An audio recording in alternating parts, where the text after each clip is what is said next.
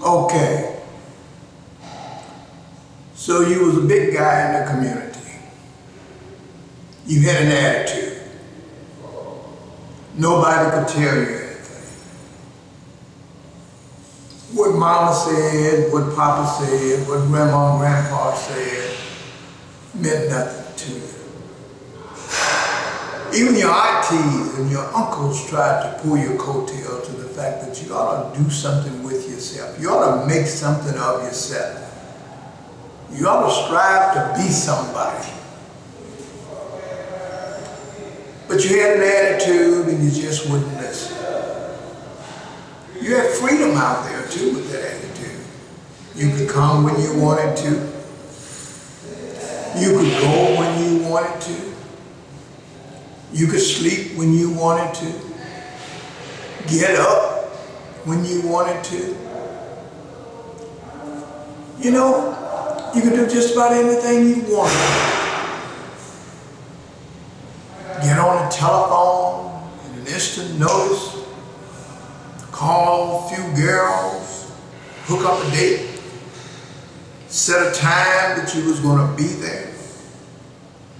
And go and pick them up, take them out, have yourself some fun.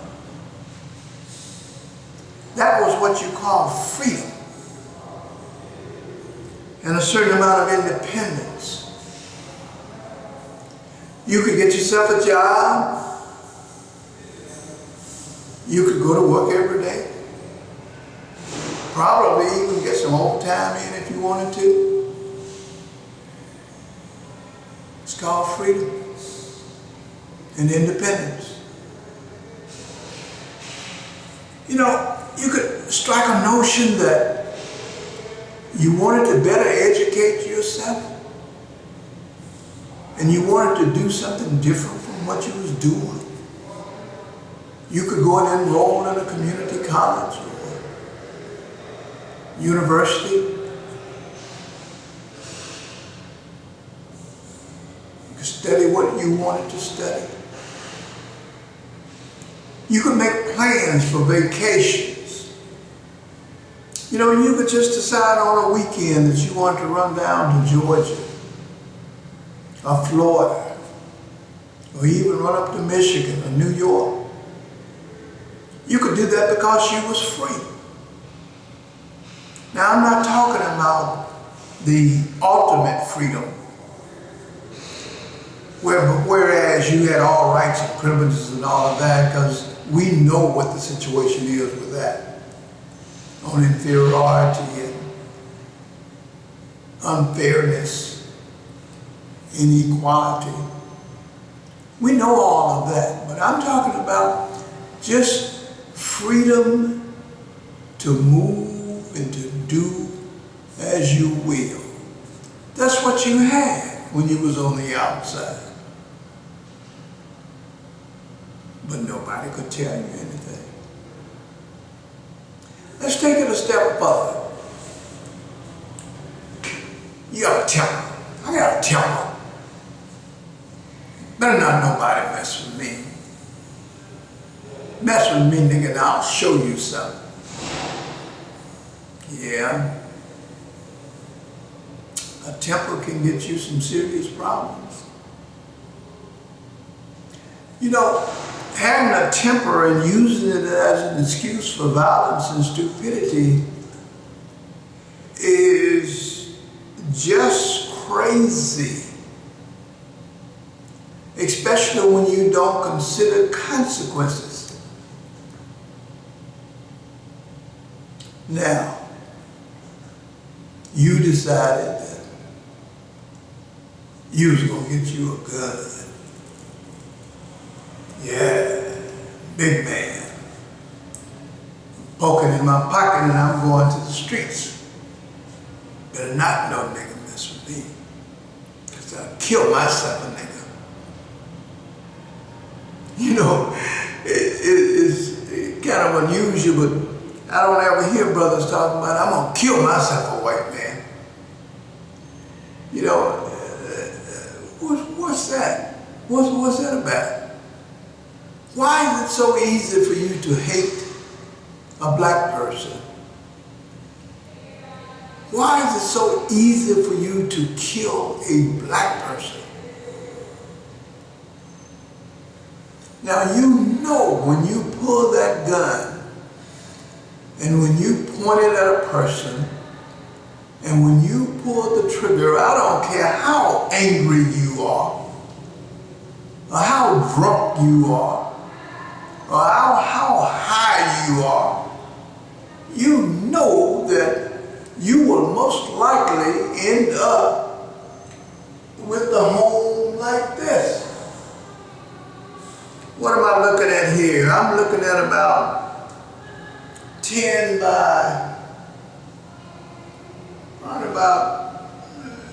by 18 from wall to wall. See? I'm looking at a two-man bunk here. One of us on the bottom, one of us on the top. I'm sitting at my dinner table right now. I'm sitting on steel. And I'm eating off of steel. My walls are steel. Hear that echo up in here?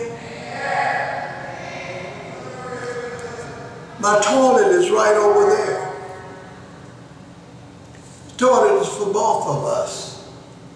Me and my cellmate. Or may I say, my cellmate and I. Whoa. Man, this is some serious business. So I don't see how the average young brother who's come up in society and watched things as they have happened, I don't see how you give up your rights to freedom for this. Imagine living here for a year, just 1 year. We're not going to even talk about the people who stay in here for 5, 6, 10, 15 to 20 years. We're not going to even talk about that. Let's just talk about a year. 1 year at my house. Little steel box. Noise all around all the time. People screaming, hollering, bitching, moaning, complaining. My partner go to that bathroom. My partner go to use the toilet. Steel. More steel. Boxed in to the discomfort.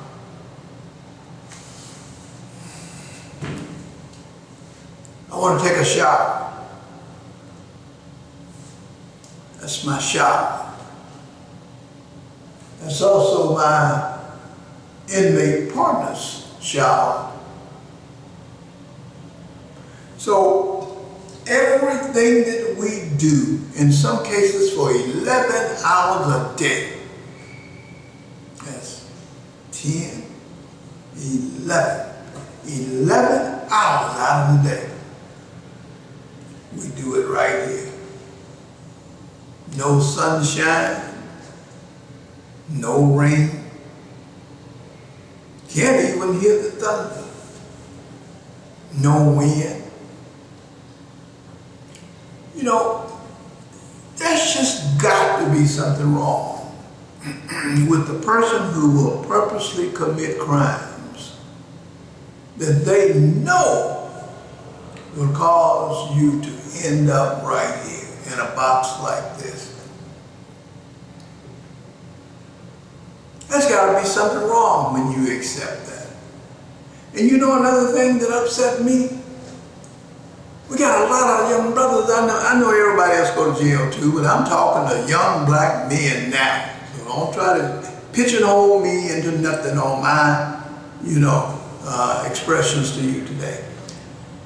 I can't understand how a young black man would come up in here, even on one experience, on crimes that you know darn well you don't have to commit. But then we'll leave up out of here, go back to the streets, end up on parole or probation, commit another crime, and come back up in here maybe 1, 2, 3, 4, 5 times. It seems to me that too many of you are accepting incarceration as a badge of honor. Come on now. Come on now. Come on now. Let me reiterate. What? 12 by 10? Steel cage? 2 lights? 1 toilet? 2 bunks? 1 shower? And believe me, they are not in the best condition. Look, young fellas, this is just not the place that you want to be. Think about, if nothing else, what does it do to your name? Do you know how significant a name is? Let me give you a few. W.E.B. Du Bois, Martin Luther King Jr., H. Rap Brown,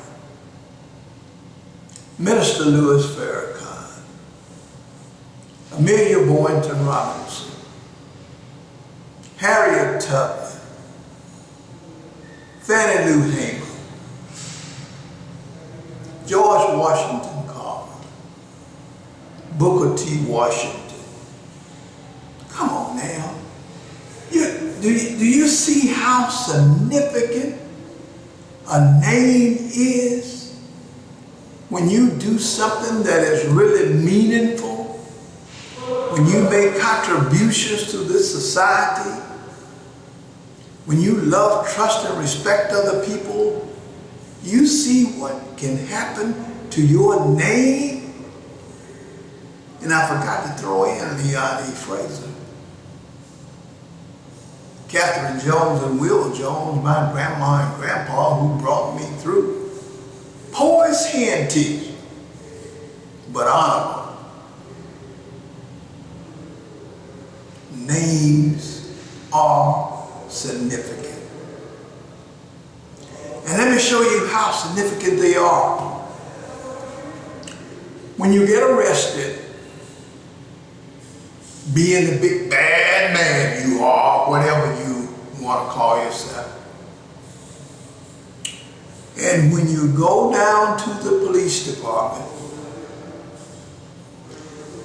they put a number across your chest in front of your mugshot. And henceforth, your name is insignificant. Your number is what matters. Let's move a bit further. You go to court, processed by name, get convicted, go to the penitentiary, they strip you of your name, assign you a number, strip you of your clothing, assign you an outfit, usually orange or striped. You see how your dignity is just torn away from you?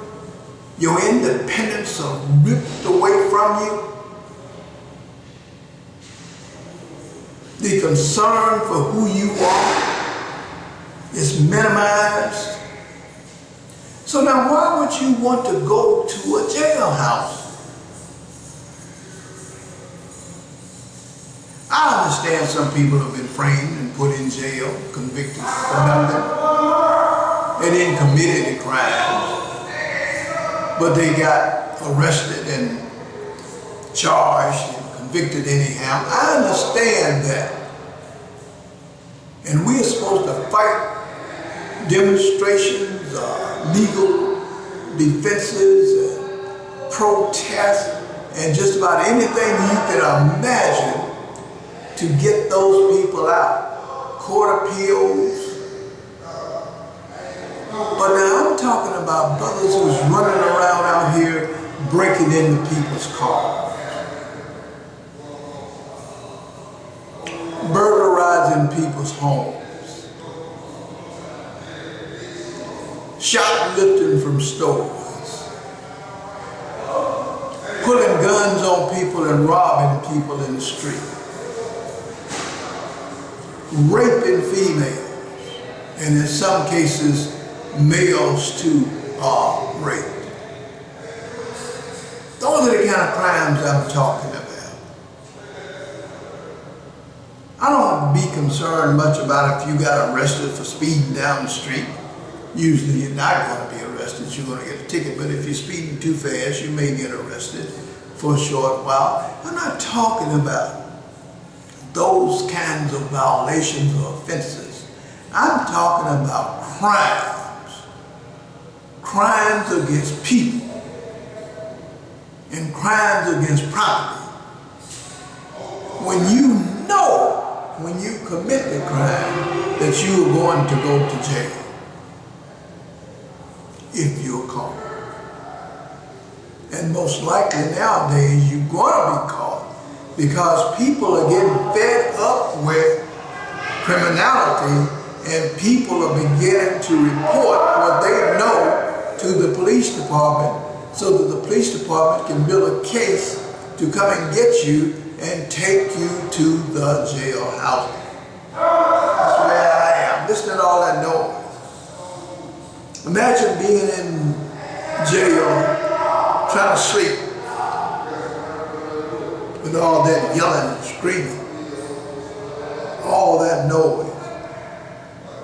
Their little cage is right next to your little cage, you know, on this side of your little cage and out in front of your little cage.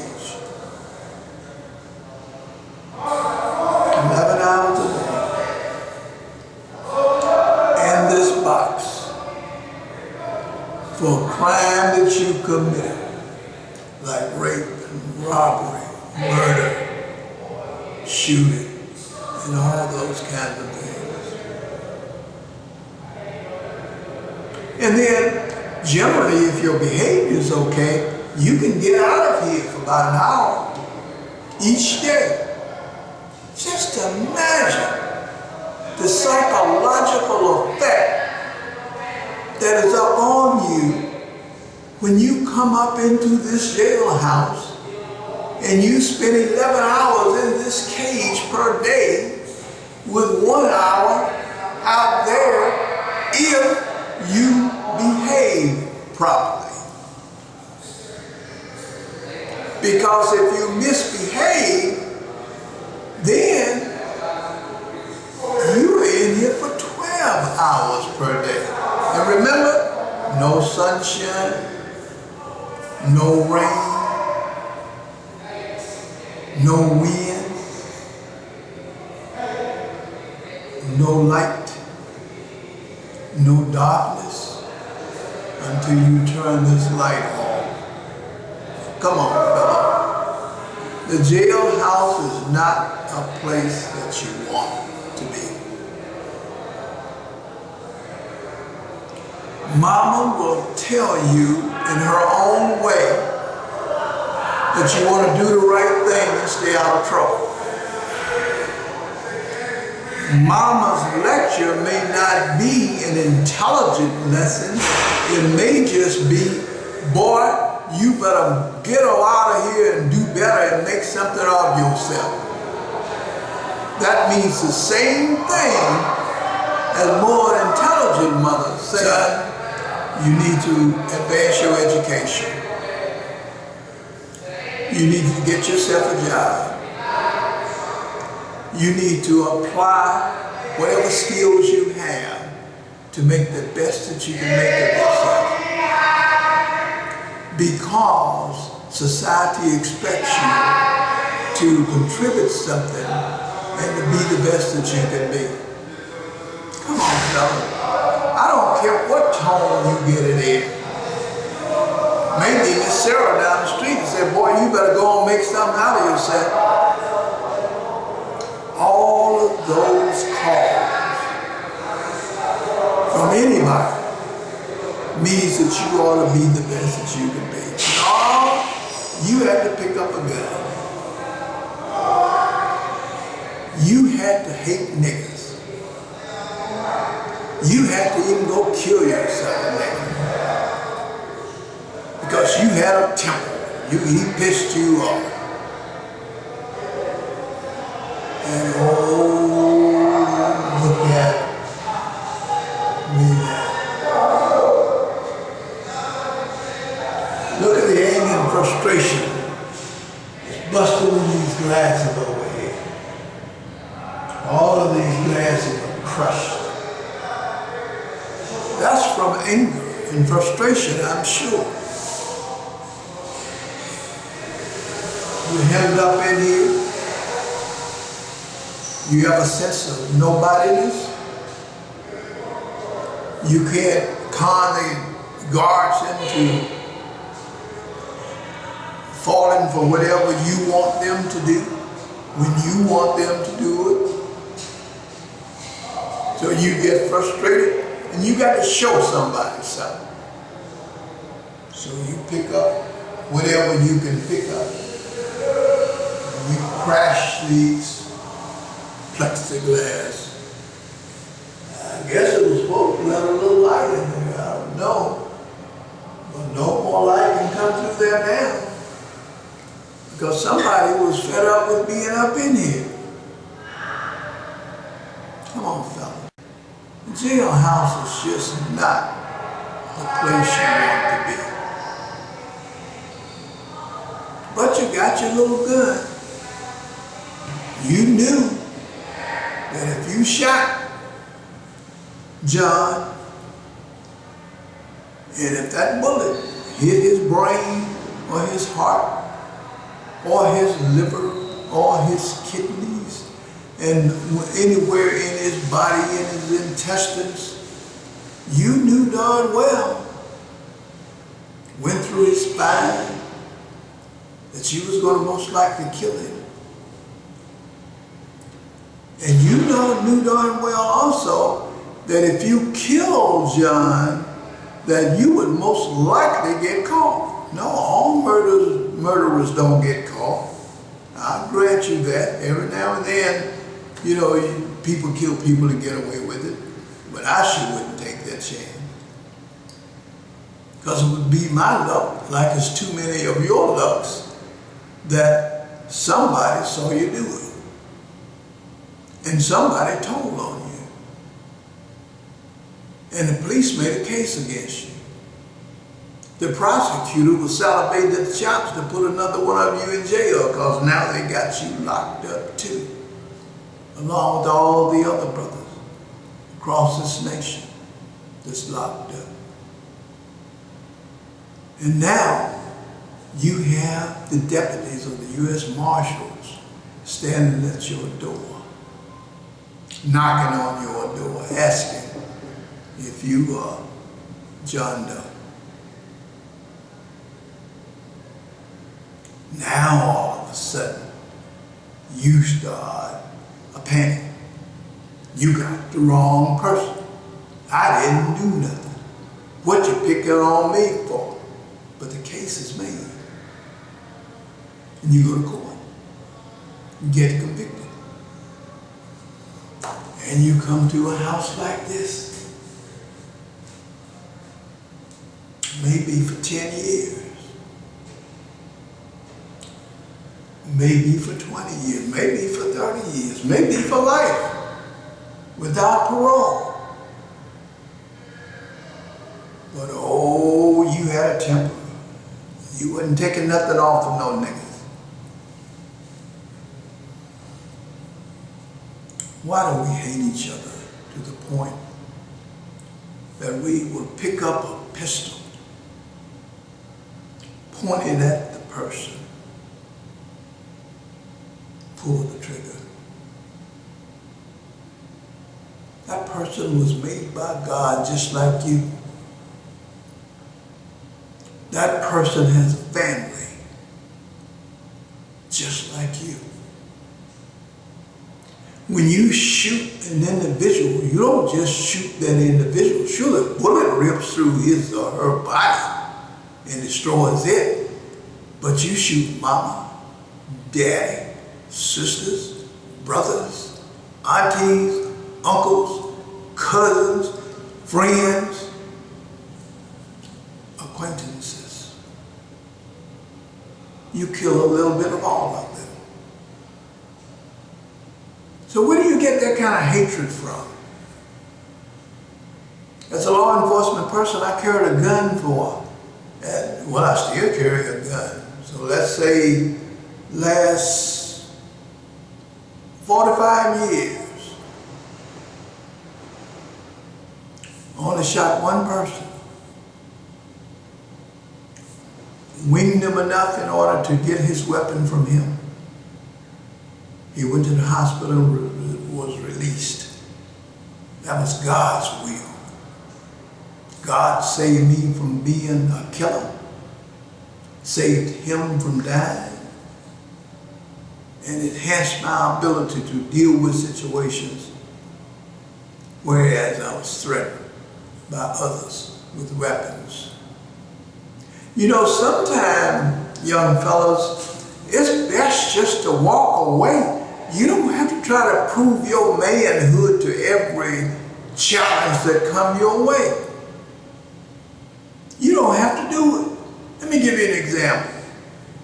I was a police detective in Dayton, Ohio. We were out collecting funds for Boy Scouts. We came in at the end of the evening. We were counting the cash that we had collected. We started to clean up. I'm going to be energetic and helpful, and I'm going to help clean up, you know, after we get through taking care of business. Looking for a trash can, I could not find a trash can. We were at the Jones Funeral Home in Dayton, Ohio. I took the trash that I had, walked and opened the door, saw a trash can in another room, dumped the trash in the trash can and walked away. Not knowing that the caretaker for the funeral home lived in that room. He walked out, and without any consideration for what I was trying to do, he pulled a .25 automatic and put it on the bridge of my nose and called me a punk and asked me what was I doing in his room. Well, what do you do in a situation like that? Do you try to explain? Because anything you say may not resonate the same as you intended with that person. I was standing there, police detective, .357 Magnum under my coat.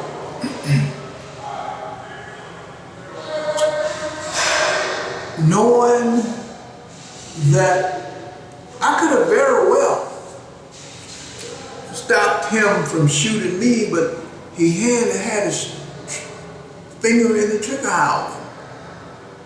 So any move I made, he was going to pull the trigger most likely. So people behind me over there and people over there, so I couldn't defend myself that way while I draw my gun and blow him away. You know what I did, young fellas? Sure, I was a detective. Sure, I was a bold black man.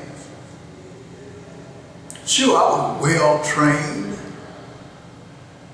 And sure, I was no nonsense. But you know what I did that day, young people? I told myself, Leon Frazier, don't you say a word. You turn around, you walk away, and you go out of this place. And if you hear that little 25 automatic go pop,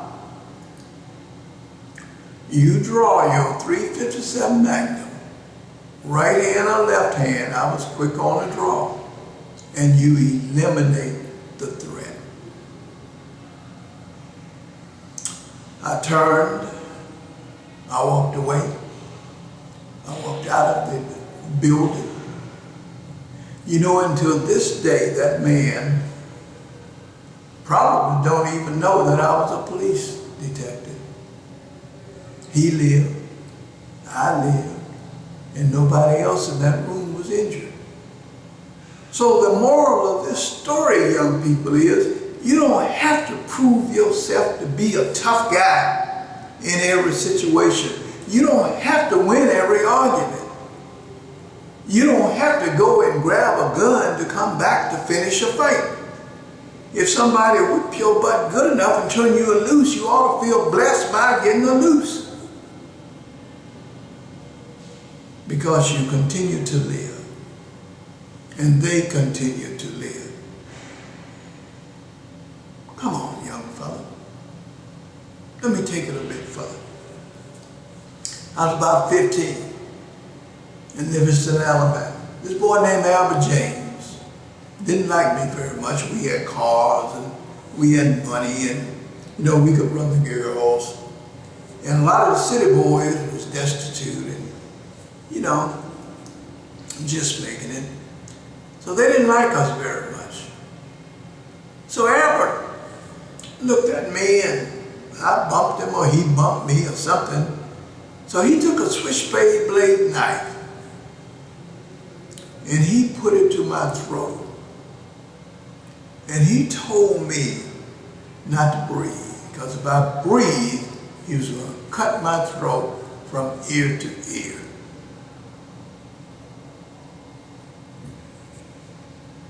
Like Martin Luther King said, you know, about the stab wound so close to his heart. If he had sneezed, he wouldn't have made it. I tried my best not to breathe. He took his knife away, because he's a big man now, everybody's standing back. So Albert's the big man. We had a little .22 rifle we used to carry in our car. And I walked out of the place, I went to the car, and I tore that car up trying to find that .22, because I was going back and I was going to shoot Albert. But you know who stepped in? God stepped in.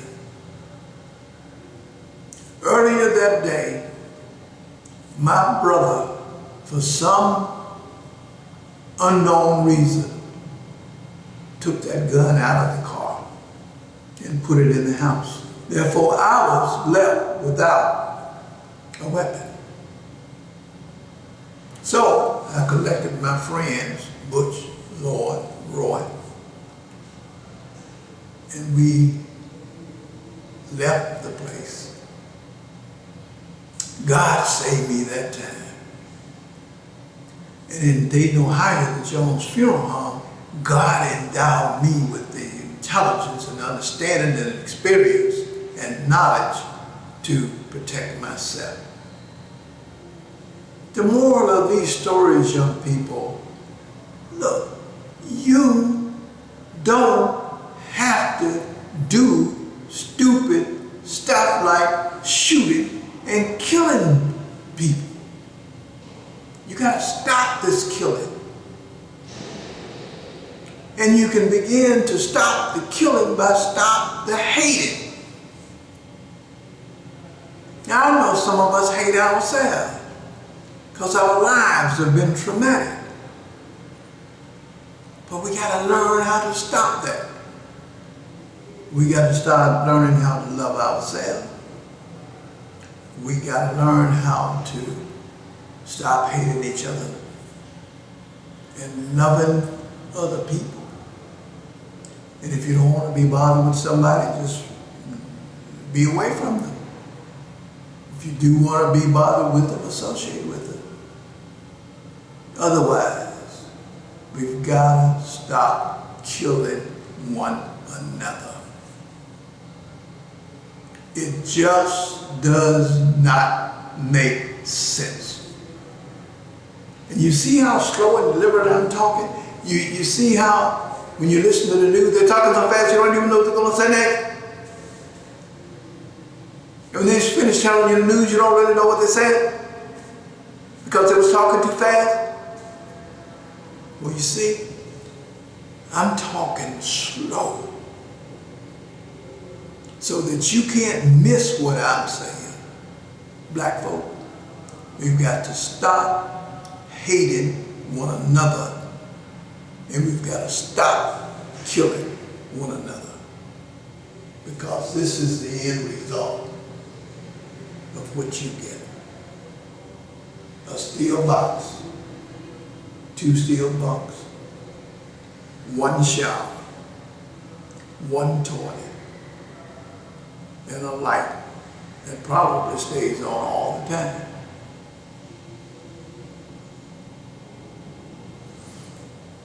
Now that's all I got to say about it.